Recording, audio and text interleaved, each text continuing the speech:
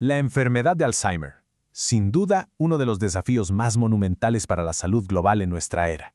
Vamos a sumergirnos en un análisis profundo de su fisiopatología, desentrañando sus mecanismos moleculares y explorando las nuevas fronteras terapéuticas que están ahora mismo redefiniendo el futuro del manejo de esta condición. Bienvenidos al canal educativo de la Escuela Militar de Medicina de México. Bien, esta es nuestra hoja de ruta. Iniciaremos poniendo todo en contexto clínico.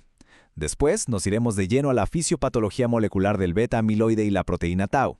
Analizaremos el rol, cada vez más protagónico, de la neuroinflamación. Luego veremos los factores de riesgo y los biomarcadores que nos guían en la clínica, para finalmente cerrar con el horizonte terapéutico y las conclusiones clave. Muy bien, arranquemos con la primera sección, el contexto clínico y su relevancia. Es fundamental entender la magnitud del Alzheimer y, sobre todo, cómo ha evolucionado su definición en los últimos años. Y aquí está el cambio de paradigma fundamental.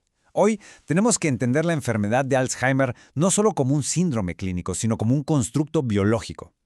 ¿Qué significa esto?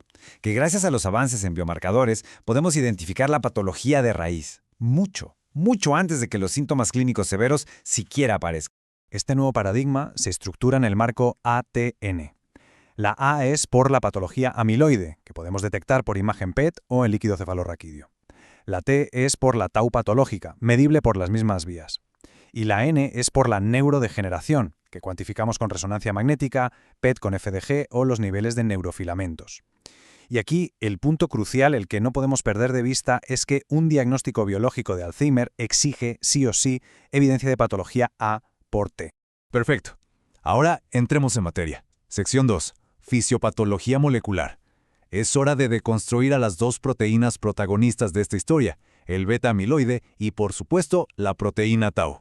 La base teórica que ha guiado la investigación por décadas sigue siendo la hipótesis de la cascada amiloide. Propuesta ya desde 1992, postula que todo inicia aquí, el aumento en la producción y agregación del péptido beta-amiloide en el cerebro. Este es el primer dominó que cae, desencadenando una cascada que lleva a la formación de ovillos de tau y, en última instancia, a la muerte neuronal. Y esta imagen nos muestra precisamente ese punto de inflexión a nivel molecular. Todo depende del destino de la proteína precursora amiloide, la APP. Fíjense, hay dos caminos. En la vía amiloidogénica, la patológica, las enzimas beta y gamma secretasa cortan la APP en secuencia, liberando el péptido beta-amiloide neurotóxico.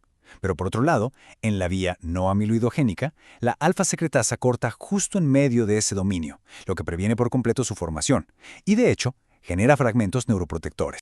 Entonces, si el beta-amiloide es quien inicia el fuego, la proteína tau es la que ejecuta gran parte del daño neuronal. Pero, ¿qué es lo que transforma a tau de una proteína estructural funcional a una patológica? La respuesta está en las modificaciones posttraduccionales, o PTMs.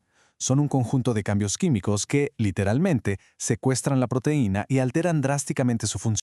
Este diagrama lo ilustra de forma brillante. Una vez que la proteína tau sufre estas PTMs como la hiperfosforilación, la ubiquitinación o la acetilación, se desprende de los microtúbulos.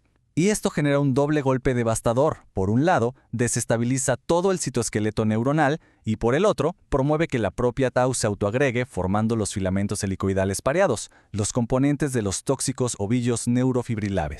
Pero la historia no termina ahí. En la sección 3 exploramos el tercer gran pilar patológico, la neuroinflamación. Y hay que ser claros, la respuesta inmune del cerebro no es un simple espectador, sino un contribuyente activo y crítico en la progresión de la enfermedad. Observen esta compleja red de interacciones. Vemos cómo la inflamación sistémica llega a comprometer la integridad de la barrera hematoencefálica. Esto abre la puerta para que factores periféricos, células inmunes, citoquinas, se infiltren en el parénquima cerebral. Y una vez adentro, activan a la microglía y los astrocitos que en un estado reactivo crónico no hacen más que acelerar la formación tanto de placas amiloides como de ovillos de tau. Se crea un círculo vicioso de neurodegeneración que se autoalimenta. Y la evidencia genética es contundente. Los estudios de asociación del genoma completo, los GWAS, nos han revelado una lista de genes de riesgo ligados directamente al sistema inmune. ApoE, TREM2, CD33, estos no son actores secundarios, para nada. Su expresión, predominantemente en la microglía, subraya una conexión que ya es ineludible. La inmunidad innata es una pieza central en la susceptibilidad al Alzheimer. Muy bien, Sección 4. Factores de riesgo y biomarcadores. Aquí es donde pasamos de la biología molecular a la aplicación clínica, a cómo podemos cuantificar el riesgo y sobre todo monitorear la progresión de la enfermedad. Observen este número con la atención, de 3 a 15 veces. ¿Qué puede representar una magnitud de riesgo tan elevada? Pues representa el impacto del alelo APOE epsilon 4. Es, por mucho, el factor de riesgo genético más potente para el Alzheimer esporádico. Tener una sola copia de este alelo puede triplicar el riesgo, pero tener 2 copias lo dispara hasta 15 veces. Esto nos demuestra el poder que tiene la genética en la predisposición a la enfermedad. Ya esta tabla resume nuestro arsenal de biomarcadores, las herramientas que nos permiten aplicar el marco ATN en la práctica diaria. Tenemos imagen, tenemos fluidos, podemos medir amiloide, tau y neurodegeneración. Pero quiero destacar un avance que es verdaderamente extraordinario, la p-tau 217 en plasma. Es un biomarcador en sangre que está mostrando una especificidad y sensibilidad comparables a las pruebas de LCR y PET. Esto promete revolucionar por completo el diagnóstico temprano. Y con todo esto, llegamos a nuestra sección final, y quizá la más esperada, el horizonte terapéutico. Aquí es donde todo ese conocimiento molecular que hemos desglosado se traduce, por fin, en la promesa de aplicaciones clínicas reales.